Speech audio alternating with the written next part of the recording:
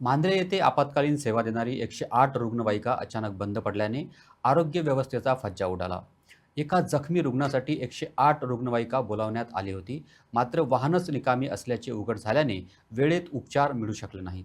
अखेर नातेवाईकांना रुग्णाला खाजगी वाहनातून हॉस्पिटलला हलवावे लागले.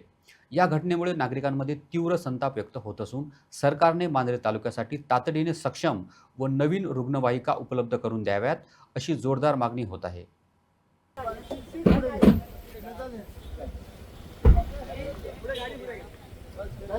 गाड़ी